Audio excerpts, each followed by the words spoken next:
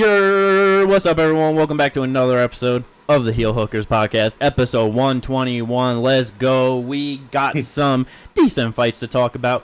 We had the last bracket card, the fucking tournament for PFL, the semifinal, whatever. I couldn't. The playoffs. I know, your brain there we just go. broke for a second. It really did. The playoffs. That's what I was looking for. The last playoff card for PFL. We also had a UFC Apex card, but that one was pretty good heading into it. Not too bad heading out of it. But some very surprising results for sure. But we'll get into all of that. Before that, like and subscribe if you enjoy all of this content we be throwing at you. Let's go to podcast a week every week. Yeah. PFL 9. I just gotta say off rip, I am extremely disappointed with how this card played out. Yeah. These last three events where it's just the playoffs, it's just the last tournament bracket to finally get the championship fight. Mm-hmm. All that really matters on these cards are those tournament fights leading into it. Mm-hmm. So after this card, for every single one of those tournament fights, for me personally, to kind of be a disappointment in how it played out and how the winners ended up looking, I was kind of just like, damn, I really was not expecting that. Yeah, to just go through real quick. UD, split decision. UD, split decision. Yep. And the first one we saw was a fight from 2 months ago that we had already saw where he was able to get the knockout. Yep. Shamil Messiah versus Murad Ramazanov, yeah. And to keep in the same weight class, Magomed Umalatov should have made a lot easier work of Neiman Gracie. Yeah, that was so surprising. That one to me, I think, was the most disappointing. And yes. I'm just like, okay, I'm not sure if he's actually going to win this tournament. Yeah. Because it's Neiman Gracie, his thing is he can sub you. That's supposed to be where he's threatening, is on the ground. Yes. Magomed was getting touched up by him. Neiman's jabs were finding its home damn near every time. I watched him get quadruple jabbed up at one point. Just walked into 4 straight jabs. That's crazy. That is crazy. Yeah. Yeah. Neiman came in short notice. This wasn't even I get that's not dude you're supposed to fight, but it's he was not supposed to be here. This was not supposed to be this type of fight for him, you know? No. Yeah, it's like you said, Neiman coming in on short notice, it could always just be one of those things of just not, just the style differences and what you were expecting. So, you know what I mean? Just maybe wasn't expecting any sort of striking from Neiman. So then he starts getting touched with a jab that he actually can't really deal with. And now it's in the moment, it's oh, well, fuck, Yeah. But yeah, for him to just get, like you said, consistently throughout that entire fight to get pieced up with that, I'm just damn, yeah, that was kind of crazy. I think that's where I'm okay, but you can't adjust to it, in between the rounds and not keep getting touched up. You're just going to keep getting touched up. I can understand it to a degree, but then it's also all right, we're giving sometimes we give fighters a little too much leeway on it when it's it's a adjust. Yeah. You are athletes. You're meant to adjust. I would never this team has a really good, in football, this team has a really good running game. What am I supposed to? No. Figure out how to fucking stop their run game. Yeah. Because it's he got the UDU. He obviously beat him in that fight, it just should have been easier. Yeah. Yes. Yeah, and that's definitely what I was expecting from Shamil Messiah as well, with, like you said, getting the win 2 months ago, getting the finish, and also going to a unanimous decision. So we do still end up with the championship fight that we did expect to get, even though getting there in a much different way. Magomed Umalatov, 17-0, taking on Shamil Messiah, 19-0-1. 2 undefeated Russians going at it at 170 pounds for $1 million for the title. Even though they are both coming off of their worst performances this season, still a great fight. It's still going to be so good, and still arguably the best championship fight that we have going into it. Yeah, and I feel a little differently with the Messiah fight, because I know he got the finish last time, and then when it comes to this one, he didn't get the finish. He still easily beat him. That was still easily his fight all around. The first round he definitely was being slow with it and kind of just letting things happen, but once he actually worked, it was his fight. So I wonder if it was just like, Murad, like that was his first loss. That was the first time he was ever finished. If he just caught him with that clean shot, that, you know what I mean? Oh, yeah. And like also just having more of a fire under his ass of like, oh no, this undefeated guy, I have to do this. And now he's like, I just beat him. This is easy. And I wonder if it was just like a less of the foot on the pedal. You know what I mean? Yeah. That's so like, I'm just like, possible. I'm not as less impressed by him like I am with Magomed. You know what I mean? Yeah. Because like just seeing that, he actually struggled against Gracie. I'm like. Because the thing is, like, I wasn't expecting Shamil to necessarily get the finish, but it's like, when going into this, it was just like, he's just gonna win. What is Murad gonna change to win this fight? He's a grappler who can't get Shamil down. Yeah. There's just no, like, what can he change in, 2 months to be able to win this fight? And to me, the answer was just not enough. No, yeah, exactly. Like, he did. I do agree. Yeah. Like, he did better at avoiding the big shots, getting put out, but it's like, same thing with this one. He couldn't get shit going with the grappling, was just always a step behind. So it could definitely be just, of both of them kind of underestimating their opponents a little bit going into this one, But I feel like that belt on the line, 5 rounds, $1 million, they're both going to put on a good scrap. fight. Hell yeah. And it's like they're both good strikers too, you know what I mean? So it's like where both of them were fighting like more grappling based guys, and obviously, saying that Magomed like just struggling with the jab, but it's like that gonna be a good one. I don't know. I don't know who's gonna come out on top, honestly. I think Masayev's got it. Cause it's just obviously with like the last performance, I feel, you know what I mean? Like you said, Masayev still did overall look better, but it's like I don't know if that's just like the recency bias of it, you know what I mean? Or like just either way, it's gonna be a great fight though. I feel you on that. I give Masayev the edge. I just think he's just gonna be slightly better on the feet. I'm just not sure how, when it comes to the grappling, who's gonna have the advantage there. It'll just be a really interesting fight. Hell yeah.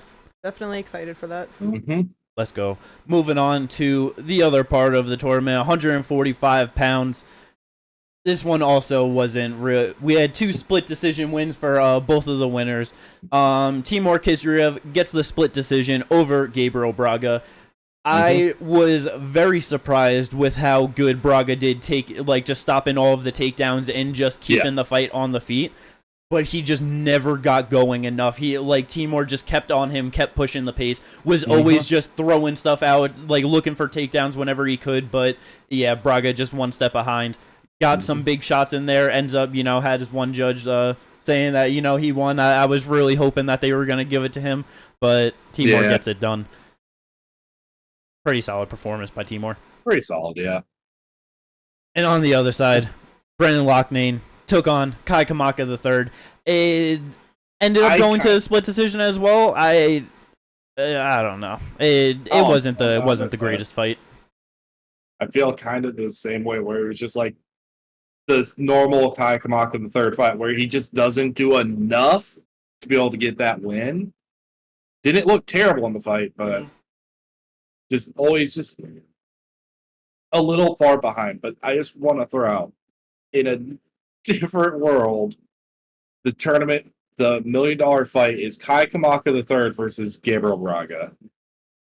Yeah. If one judge on both fights went the other way, we were close to that being the final for it. Yeah, I don't know. Loughnane versus Timur. How do you guys feel about that? What are your early thoughts on thinking who might get it done?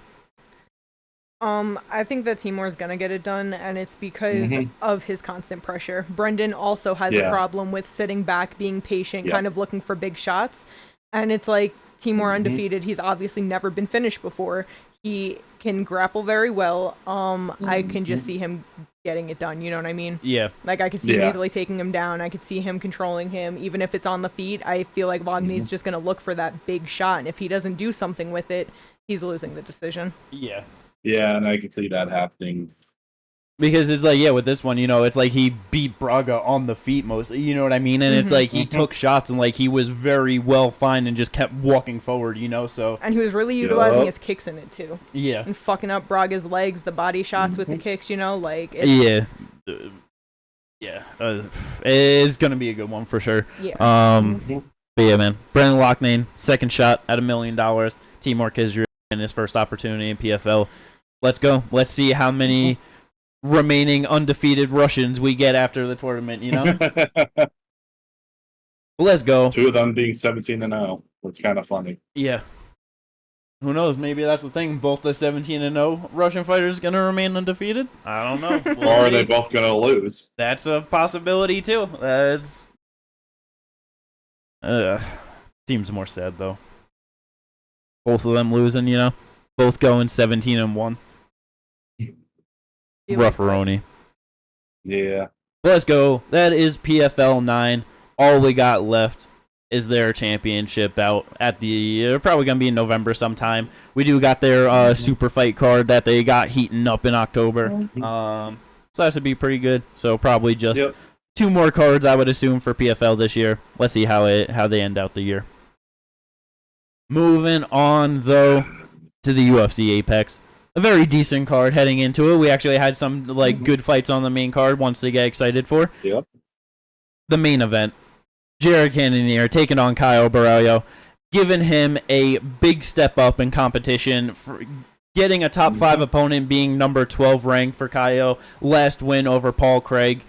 And this fight went about 0 bit of how I expected it to go. Yeah, not at all. I will say that.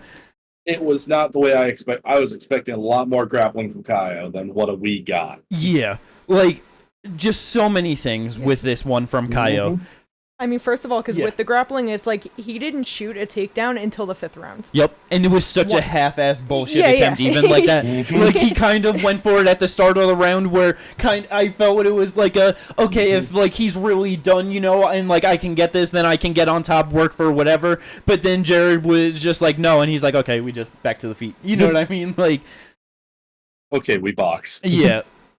5 rounds, goes all 5, 25 minutes. Caio Borralho gets the unanimous decision win. And honestly, it just won. Heading into this, Caio ain't never been 5 rounds. Had no idea how that would go. 5 rounds, no fucking problem. He looked perfectly fine. It's like we did say, there was no grappling in that, which is obviously where he is been predominant mostly, but even his last couple fights just been more striking with them. But so we'll see how cardio with grappling over 5 rounds goes. So that's definitely something to just still kind of keep an eye on. No, yeah, but also with what DC, Bisping, all of them always say, it's defending grappling is a lot more energy consuming than offense grappling. So when you're going for takedowns, things like that, it's harder for the person who's defending than it is for the person attacking usually. Yeah, it definitely positionally can matter, depend, because I feel a lot of times if you're up on the cage as the defending person, the offensive person usually is working a lot more to get it. Yes. And it just depends. Yeah, and it's in my head because of thinking it's with someone like Dreekis, you know what I mean? We know he can go 5, he can grapple. You know what I mean? It's if you got a big motherfucking Dreekis grappling with you and he's having to work through all of that and strike like he was, you know what I mean? We still got to see it, but first 5 round opportunity, no problem at all. Yeah. Yeah, especially now that you just have that in my head, especially against someone like a Caio Borralho who's got all these different subs he can just throw at you while you're trying to take him down and all that. You're now having to defend guillotines, ninjas, all this other shit. It's as you started saying that, all I could picture was Dreekis dropping to the floor on the ankle, and then just the ninja choke, right? Just so swiftly, and he oh man, he drops, Caio simultaneously dropping. Yeah. So it's definitely his grappling potential against some of these guys at the top of the division is definitely interesting. But also, he fought Jared Cannonier, and he had to show off that chin. There were a few moments where he got motherfucking rocked. His legs started going he clearly got hurt, and instantly just circled out right back to it, wits about him, and just started right back to the striking. Yeah, he looked great here. Yeah, he did. He really did. And in all honesty, there was a point in that last part of that 5th round where we're okay, you can stop it. You Yeah, can stop got it the now knockdown, after just that landing clean crazy. 1-2. Yeah, bro, that 1-2, the fucking I don't know if you guys seen like the video, just like the slow-mo angle of like the fucking bloody snot just flying with it. Yeah, I saw that. I hated that. Why did you remind me I'm of sorry. it? I forgot about it. It's just one of those. It's like that's epic. That's such an epic moment I of know. just like, it was so bad though. because it's just like, I like, heading into this, bringing up that's like Jared has been finished multiple times in his career before. Yes. His last fight, he got KO TKO'd, but you know what I mean by fucking Nasruddin. It was standing. You know what I mean. Early stoppage. There was a lot to it. He's been finished at heavyweight. He's been finished at 205. But and he even not getting finished with this one, But like, bro, that fucking 1-2 was just absolutely vicious from Caio, man. In the 5th round to keep that power and just the sharpness with it, that was just devastating. Yeah, no, it was perfect right down the middle, right on the chin. Like, as, like, not even like Cannonier squared up, he was turned off to the, he started to, like, turn out to the side, gets hit with the jab, and then just boom. Yeah. Right on that chin with the straight, and it was beautiful. It's just perfect. It's like, yeah. And then it just for also the fact of his first top 5 opportunity, and then for him to be able to do it with all the striking. You know what I mean? Yeah. Like, his jab was amazing in this fight. He was ripping Cannonier with some big leg kicks that I really thought at some point he might leg kick TKO him. Every time he landed something good on Cannonier, it really looked like it was affecting him, and you just don't see that too often. You know what I mean? Bruh. Caio, I've been loving him, and I've still been on the train of just wanting to see him do good. I did not think that he could go into this fight and just have a performance like this, like it was nothing. And yeah, man, just he calls for Drekus afterwards. He's not getting Drekus. I mean, I don't know if you heard anything he said afterwards, like at the post-fight press. Nothing. Because he said he was like, I know I'm not the next guy. He's like, it's Sean or it's I think he said Whitaker. I don't remember who he said. But he was like, they're next. But the thing is like, I think Sean or Brendan Allen. Oh, Brendan Allen. That's what he said. Thank you. Yes, he's like, but like, I just got my top 5 win. Like, I know my name's in the mix. You know what I mean? Like, I'm there. So it's like whenever that fight happens, it's like, yeah, I'm up here. Like you know what I mean? Yeah. So I was like, okay, yeah, that makes sense, and I respect it, and I'm sure that he'll take whatever fight he needs to in order to actually be that next person after whoever's fighting next. Oh, for sure. And quite honestly, it's kind of just all going to depend, because like everyone is essentially at the moment booked up, except for Vittori and Costa. I don't think they're going to throw him. They're definitely not going to. I don't think they throw him Costa, even though I would like that fight. I mean, they easily could, like that. They could. He's going to get a good ranking next to his name. I don't know if he'll get 5, but maybe 6. And it's like I said, Costa literally lost to fucking Whitaker and then got a number 1 title contender. I know. No, I know. Like, it makes total sense for them to fucking. It makes total sense for them to do it. I'm just like, it is just one of those things where it's like, with where everything is at in the division at the moment, it is hard to like try to future matchmake for him, because it's like Imavov and Allen need to fight. Whitaker's fighting Hamza. Sean is going to be fighting Drakus next. Do you think realistically though he probably gets the winner of Nasruddin and Brendan Allen? Do you think that's probably the next one for Caio? Maybe. That is entirely possible. Because I feel like that just makes the most sense, because you have all of these surging guys at once that are new names.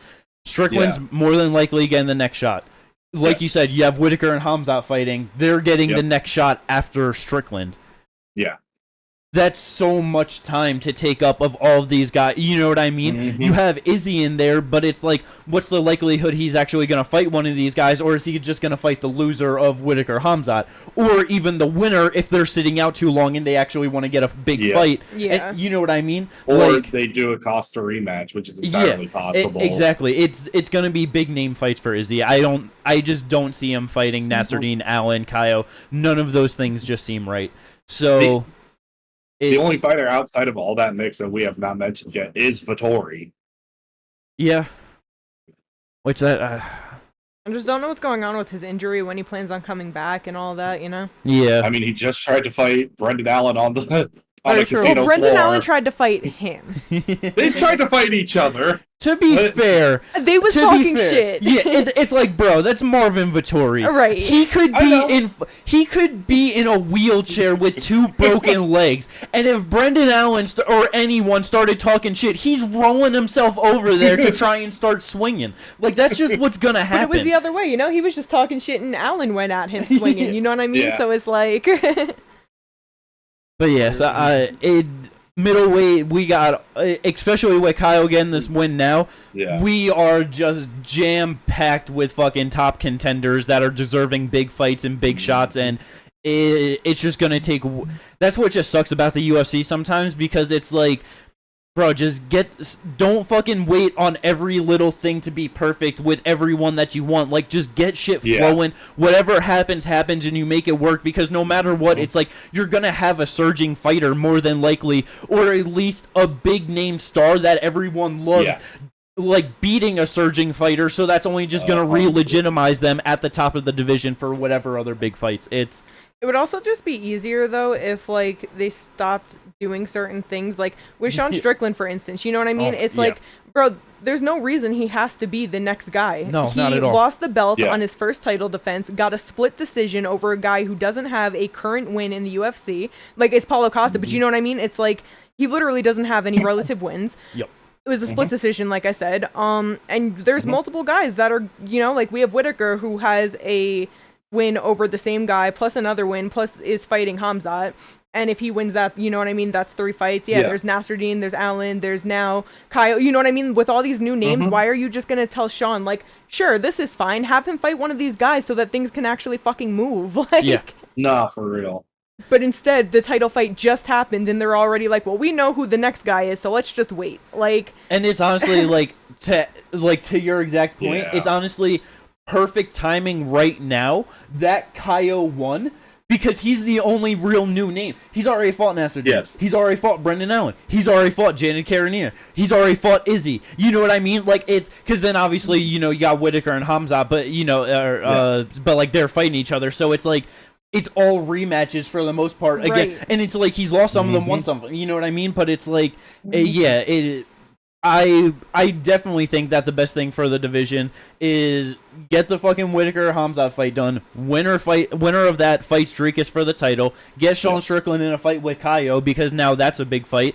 And then if they can get Izzy in, like, either the winner of like Imavov Allen. Yeah, like if they could get him to sign up for that, like, then that would just be best case scenario. It's like then you a beautiful flow. Exactly. A beautiful flow. Exactly. Because now you're going to end up with a clear contender, and then the winners of like whatever fights they fight each other to make the next contender, and that it's easy. Yeah. It's almost like there's a process to this if you just let it go. But, money rules all things, so that's going to... exactly. So in conclusion, 185 is fucked, and we'll just have to see what happens. Let's go. I really do like the Imavov Izzy fight. I feel like that'd be really interesting to watch. Yeah, like, I do think that would be the best one. That is so interesting. When I first, was thinking of, who's next for Caio, I kind of forgot that it was, Imavov and Allen. And so it's, in my head, I felt like if you could get Izzy versus Imavov, that would be great. And then you do Allen Caio, and that's I would love to see that fight. Same. That's such a hard fight for Brendan Allen, though, but I would say, love there's that. a good chance Allen gets knocked out or something. I don't even think it's going to a decision. I feel like Caio would finish that one Very way or possible. the other. But I would love to see the grappling. Yeah. But but with that's with how Caio performed this one, bro. Brendan Allen's a bit too chinny for the top of this division. I feel like it's gonna be rough. Now this is not to any discreditment of Caio. Yes. But do you think age is finally catching up to Jared? It's a possibility. I know it's hard to tell, Slightly. obviously, because he's fighting top guys, but it's just But also when you look at him, he's 40 years old and looks better than a lot of 25, 26-year-olds, you know what I mean? It's just one of those things where it's he performed last year against Vittori incredibly. Yes. He looked fucking amazing.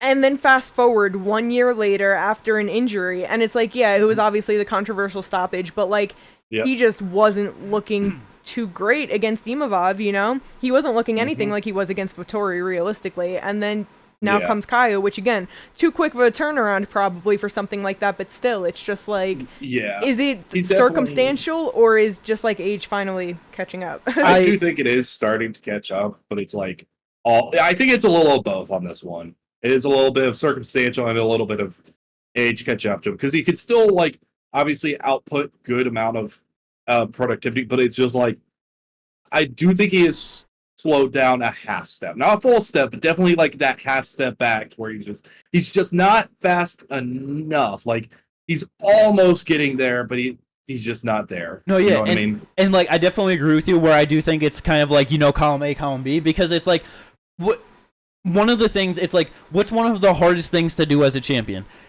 You, like, obviously get the title. The best.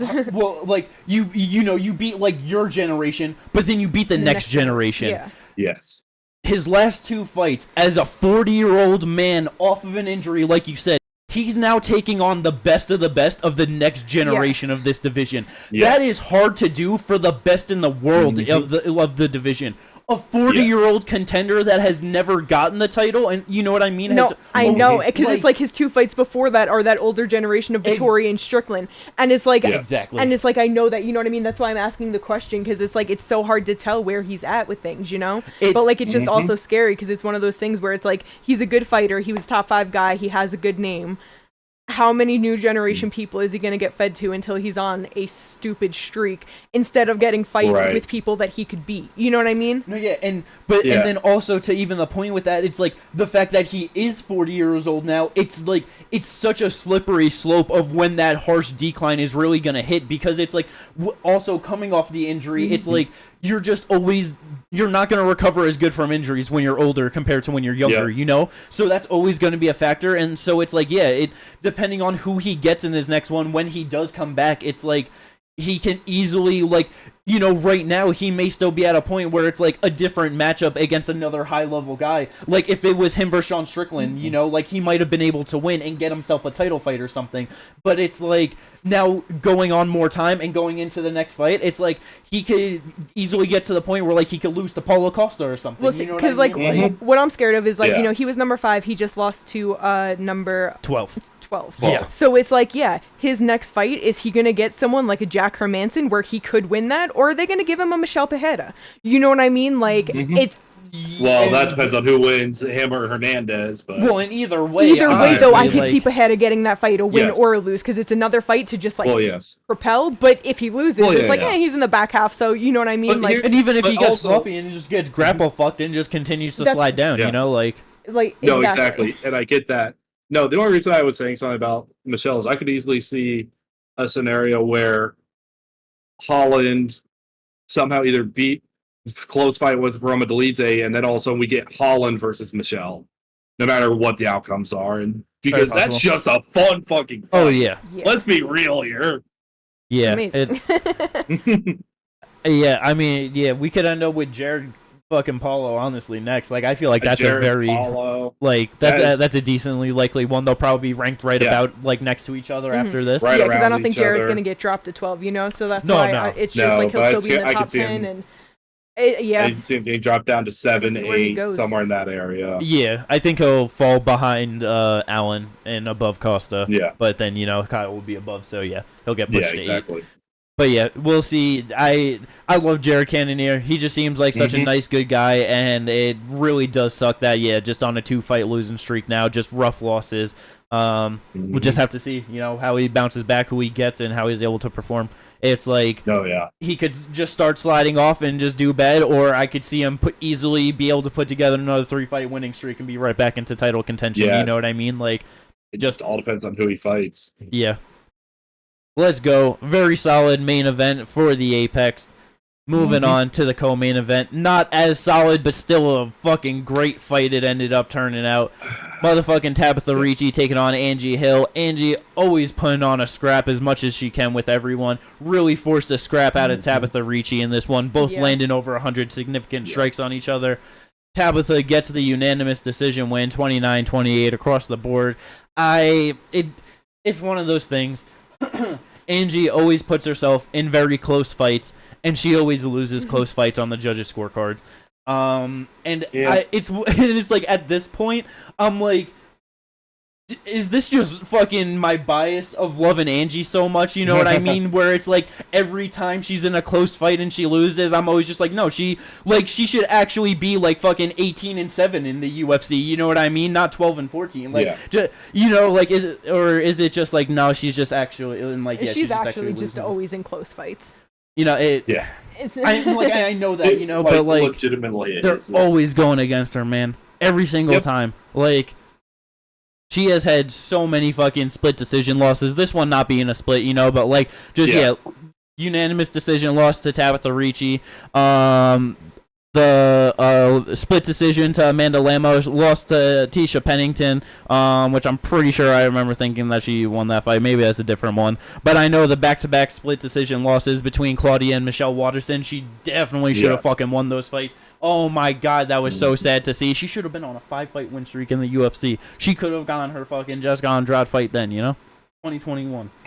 Would have been fighting Zhang Weili for the title. Let's go. What a world. Holy shit. I know, just actually like fucking an Angie Hill that isn't like negative in the UFC, but actually has double the amount of like wins and losses. Like, we could have been there, but no, she loses another decision. Tabitha did look good, but I just always want to see Angie do better. No, I agree with that. I love seeing Angie win. But Tabitha, 29 years old, 11-2 in her record, 5-1 or 5'1". She's very short in this division, even for fucking 115. I don't really know how far she's gonna end up going. Honestly, I'm not sure. I feel like she's gonna get some solid wins, but I don't know if I really actually ever see her being a top 5 contender. You know? Probably not. Yeah. I can agree with that. Actually, I feel like the one thing that could play into her favor with like getting her up there is the fact that like with strawweight, so many of these people are on their way out. Like, you know what I mean? Just over the age of 35, just like not sure how long they're going to be around, or at least being able to perform at that level where it's like maybe she then can get herself up in there. Maybe. I feel like everyone at strawweight just be hanging around till they're at least 38. You know what I mean? That's what I'm saying is there's so many people that are like 35, 36, 37 years old. So it's like, they're there. They're basically there. Give it a couple years, and it's like how many of these names are actually still going to be around, you know? No, and then even with somebody like Tatiana Suarez, who isn't that old at 33 with all the injuries, and you know what I mean? It's like, and that's just one person at that point. But it's like, I know Yan Jianan, she's like 35, right? Amanda Lemos, she's like 36, 37. Marina Rodriguez is like 36, something like that. Like, it's very true. It's just a lot of these women in this division specifically are kind of aging out. That's very true. Oh, yeah.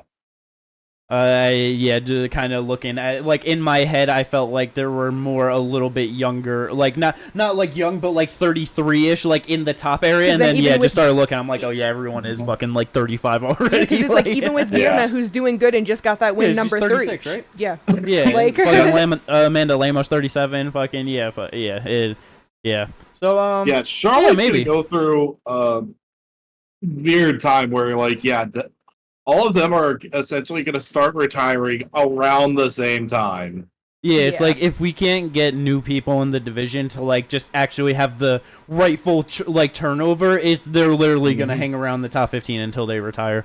It's like, I mean, we're in 2024. We're not too far away from 2025, and I'm pretty sure we're going to start 2025 with Karolina Kowalkiewicz in the fucking top 15 of the division. You know what I mean? Like, I remember when I fucking got into MMA fucking 9 years ago, people were like, oh, she's kind of like not as good at this point. Like, she lost to Joanna, and like it just really isn't doing good. Like, she is currently at number 15. Yeah, so we'll see what happens with this division. I mean, we do have a couple people like, coming up, so it should be okay. Yeah. It's just one of those things where it's just like, damn. Yeah.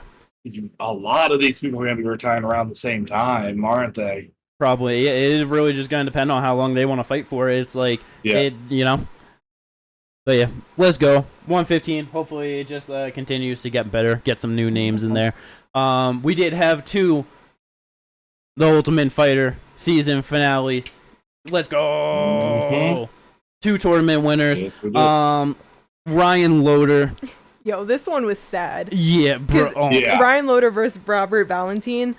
Everybody, bro. I feel like the past couple weeks, just Robert Valentine, the new Yuri, just all this stuff, like the pictures of him from his tough fight, just covered in blood, it not being his, just all of his fights. And then this one, just absolutely dominated. The significant strikes are 42-1. Yeah. Yeah. Yeah. He had good scrambles in the first round. I will say that there were some good, really good for middleweight scrambles. Yeah. Yeah, it was fun. But And then the second round happened. Yeah, man. But I really did not expect this out of Ryan Loader, honestly. Just No. very good performance for him. Good for him to get it done. Definitely, yeah. Like you said, Key, all the hype was just on fucking Valentine, but Yeah. that's just how it fucking goes sometimes, you know what I mean? It's like... just had the dominant grappling and then the ground and pound in the second round to get him out of there. Like, it was... Yeah. Crucifix, just elbows. Yeah. Let's go. Good for him. Mhm. But on the other side, 145 pounds. This was incredible. Bro, this was so fucking brutal. Holy... Bro. Maron Santos... Bro, oh my god, the way that he lands that left hook, dude just crumbles down to his knees unconscious. He's fucking done right there. But then just grabbing his head to just fucking tee off those extra few times. Oh, this dude is a monster. Just an absolute fucking monster. If he can keep performing like that against fucking guys in the UFC at 145 pounds, oh my goodness, I cannot wait to get him into the top 15 because we just got bangers all around. Yeah, Let's he's only go. 24 years old, so nothing but time to improve. Yeah, it improves to 100%. 14-1 in his overall in his record. Yeah, man, just nasty. Good fucking work for Santos to get it done. Get the get the win in a terrible contract. You know what I mean? Hooray! Terrible contract. It's always the one thing I'm just like, good for the tough winners, but sad for the tough winners. But yeah, that was absolutely vicious. We'll see what he ends up doing. This next one, Bruh, Michael Morales, man. We've been saying it.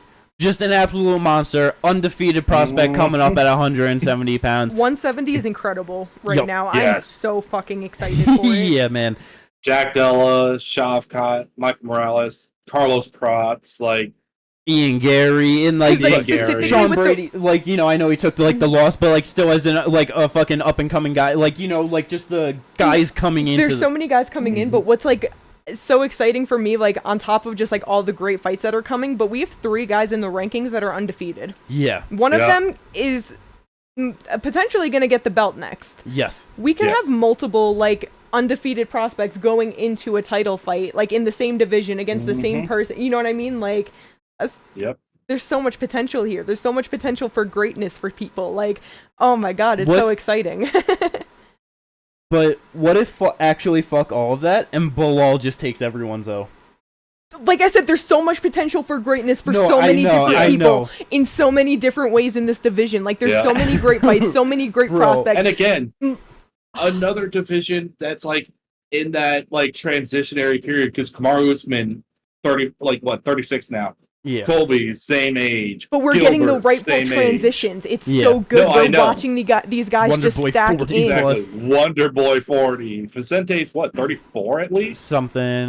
He's might even still be younger, but I mean, shit, even with Neil Magny being 37, you Yep. know what I mean? Yeah. Because just talk about But Neil Magny Morales has did to always him. been that one. No, No, exactly. Just brutalized. bruh. So, Magny starts off, he's just doing his thing. He gets a hold of Morales pretty quickly, gets him up on the cage, and I'm like, God damn it, just sitting here too long, you can't fall behind like this against Magny. Every goddamn second like this, it just gets worse and worse, and your chances of doing something out of it, it just falls into his plans. And right before he did this, I'm like, bro, you just have to spin out of this because Magny's just holding him body lock on the thing. You know what I mean? Like, body lock on the cage. And I'm like, bro, you just have to spin out of this. And spin he did. Spinning elbowed Magny right off of him, stumbled him. Is that when he dropped him? Yeah. He dropped him, like, wobbled real bad from that and just went to the ground. Bro, it was incredible. And then just proceeded to just ground and pound the shit out of him. Yeah. Like, at first, like, you know, Magny's, like, working back and forth, like, they're moving back and forth. Yep. But he ends up taking the back, flattening him out, Line and him just out. landing nasty shots. Like, it was over. Beautiful. Absolutely beautiful. Like, you could not have done better in your performance, in your step up against Neil Magny, the fucking gatekeeper of all motherfucking gatekeepers, especially at 170 pounds. There are only two, like, there's only, like, the two people I can think of who, like, had the best step up, like, performances are Morales and Ian Gary. Yeah, and, like, you know... Ian just dominated for a whole 3 rounds, and it's like, holy shit. But that even just goes to show, because it's like Morales, the third person to knock him out. The other person...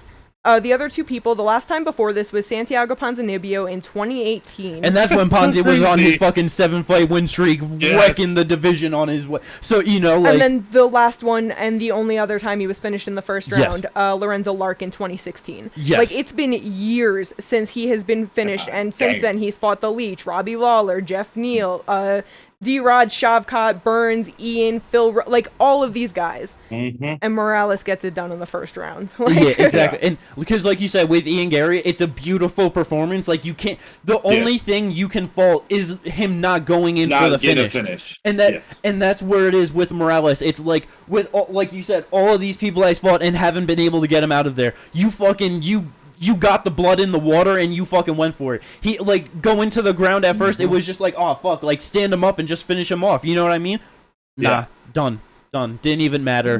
17-0, undefeated fighter out of Ecuador. Into the fucking top 15 you go.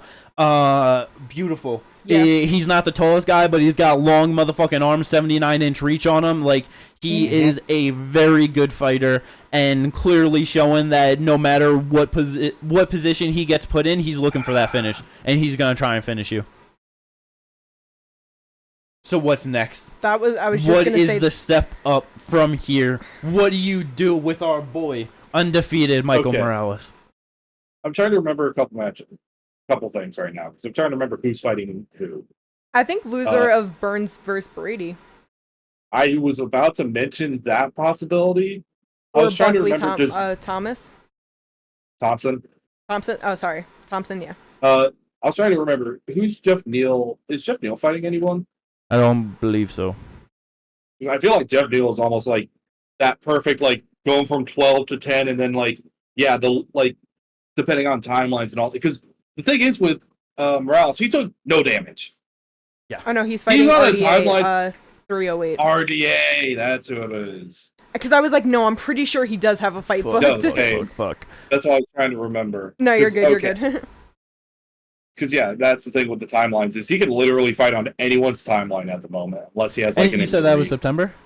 That's for 308, no, so that's end of October. Okay. Shit, yeah. I'm not sure. I mean, it's like, oh, fuck it. Let's just have some fun, right? Let's just have some fun. Book him against MVP. I was just gonna say that, and I was just looking to see if he had a fight booked, and he does not. So, book him against MVP. That would be beautiful.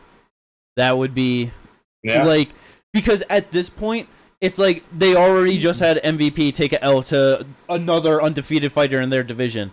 Like, he's already older. He's already lost now. You know what I mean? There's no point to, like, try and get him up. It's like, use him for that next guy. I would love that fight. That would be so good. But, I mean, just, like, depending on if, like, he does want to sit out a little bit, you know what I mean? Like, and depending on how, like, Jeff Neal RDA plays out, like, you know, just winner of that or something, that would still be fine, too. It's just, like, the loser of Sean Brady Gilbert, I'm just, like, I feel like that still might be a little bit too far up. And then it's like, if Gilbert loses, I'm just like, don't do that to old Gilbert. I know. I don't want to do that You to give Gilbert. him Jack, Shawn, Michael Morales 3 in a row. Yeah, Come on. That's like crazy. The reason why I said that is because, like, Gilbert at number 6, but it's like Sean's number 8. So let's say Sean did end up losing. Neil is ranked at number 12. You know what I mean? Like, it's not that giant step like that. And then it's like, if Gilbert did lose, wow, that would be fucked up due to him. Again, he just lost to number 8, so he might end up at number 8 himself. And again, but there's no reason to do that to him. So maybe that's a bad one. Okay. Wonderboy Buckley? Yeah, that too. Like, there's really not much you can go wrong. It's 170 pounds. Literally like, 170. One of those can't divisions. Really go wrong almost any of the matchups. Colby, take the fight or get out. Oh my god, that would be so. Yeah, sure, fine. You could put him in. Fuck it. Because, fuck it. Set it up so fucking Shavkat can get the title, or whatever. So it's either like Shavkat gets the title and then it's like Ian, Gary, Morales, right? Back to back, or Bilal defends Shavkat, Ian, Morales, like just 3 undefeated fighters in a row. Either way, Who'd you say? I didn't catch it. Shavkat, Ian, Michael Morales, like for the next 3 title fights. No, yeah. I heard That's that part, but like. He's beating your boy. Who's beating my boy? Shavkat. He's in those title defenses. Well, they're just gonna. He'll get it. Ian after. and Morales are just gonna surpass them. Mm-hmm. That's fine to have that. It. That would be pretty awesome, though. Yeah, I know. But yeah, definitely just expect good things from Michael Morales. Still extremely young too, I believe 25 years old. But yeah, let's fucking go. Great performance. Back to 185 pounds. Oh man. I love Gerald. Motherfucking Gerald. Gerald. Second round arm triangle choke over Edmund Shabazian, the golden boy. Surpasses Anderson Silva for the most finishes in middleweight history. 11 submissions in the UFC middleweight division. Yep. 12 finishes. Just a monster, man. An absolute fucking savage. I love him. It makes me so happy every time he gets it done. Just getting the dog shit beat out of him all until he didn't, until he fucking ended up winning. You know what I mean? It just, it was not going good.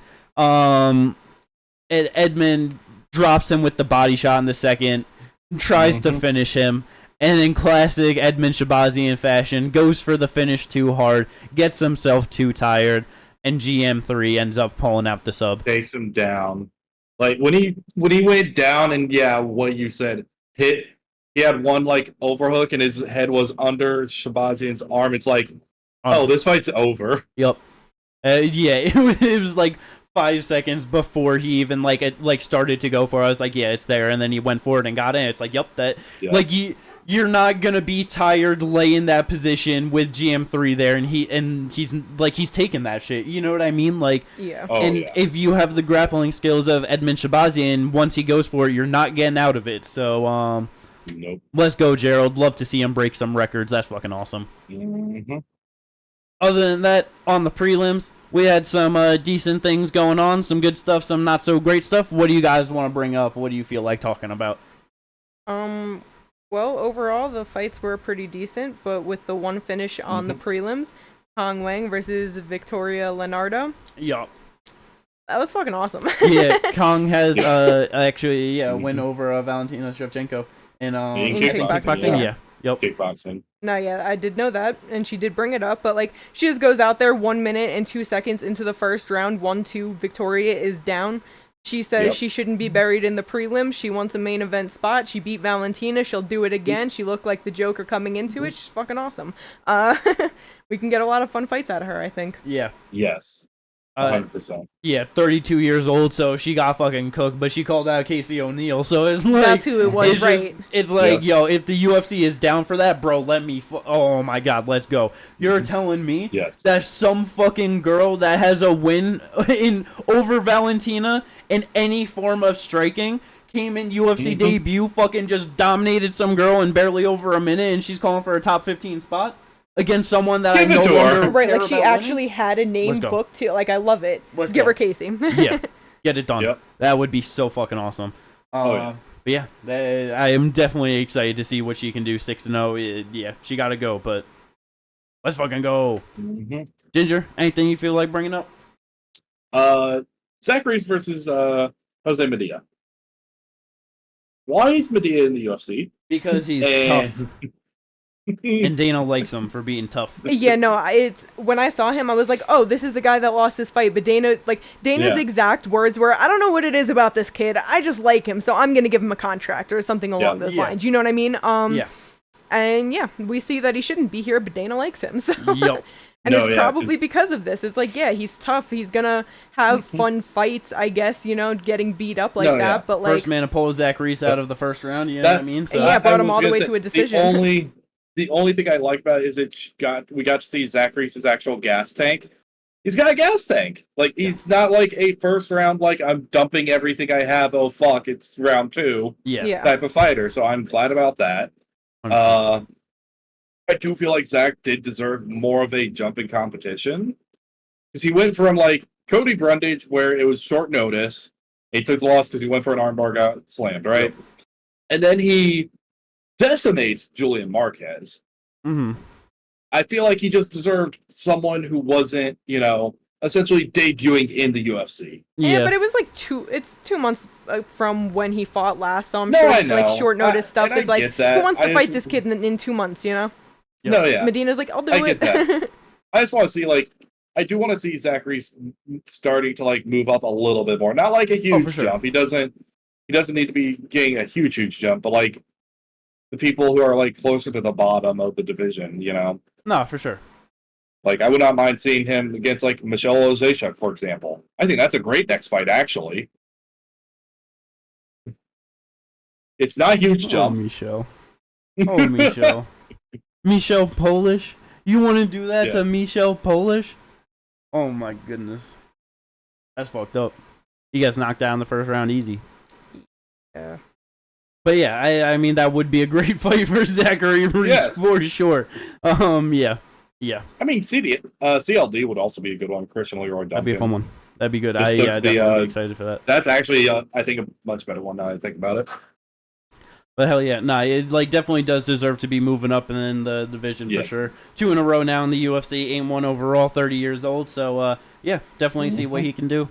Other than that, Slava, he was on the prelims. He had a pretty good scrap, got a split decision win over James Yi on top. So good for him. Yes. That was a good scrap. Gets himself back to even in the UFC. 3-3-1. Yep. Let's go. Yeah, other than that, pretty solid Apex card from the UFC.